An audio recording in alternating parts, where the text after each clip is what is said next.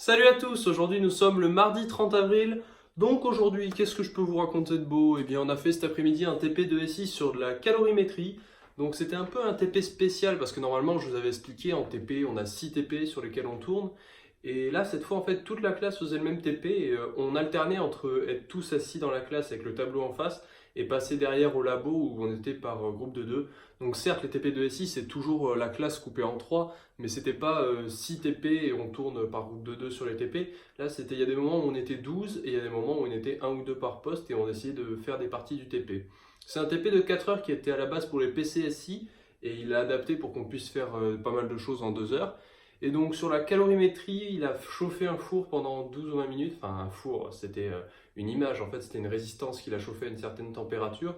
Ça a donné une certaine courbe et donc on devait déterminer l'ordre, etc. C'était un ordre 2, donc avec différentes méthodes. J'ai plus le nom de la méthode, on avait déjà fait Caldwell en DS. Et là, j'ai plus le nom de la méthode, ça me revient pas. Enfin bref, pas mal d'utilisation de MATLAB, à mettre parfois des saturations ou des gains pour passer d'une consigne en volts à une température en degrés.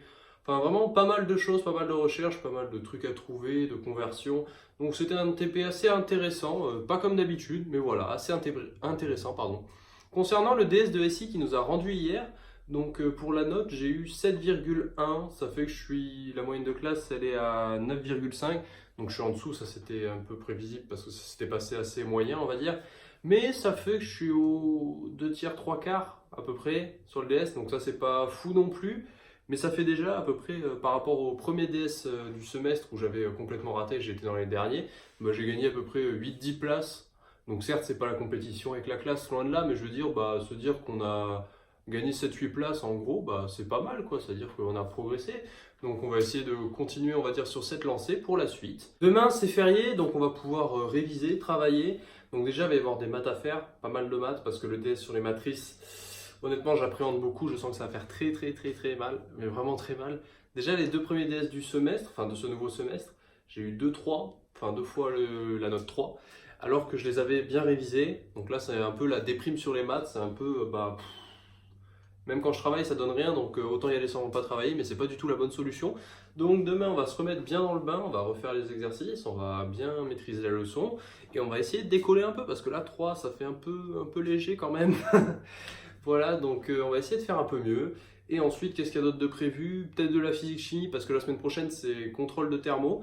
Et ensuite, avancer peut-être légèrement le TIPE, parce que je ne l'ai pas beaucoup avancé pour le moment, donc on va avancer quand même un petit peu. Donc voilà, donc ça va être majoritairement maths, physique et TIPE pour demain.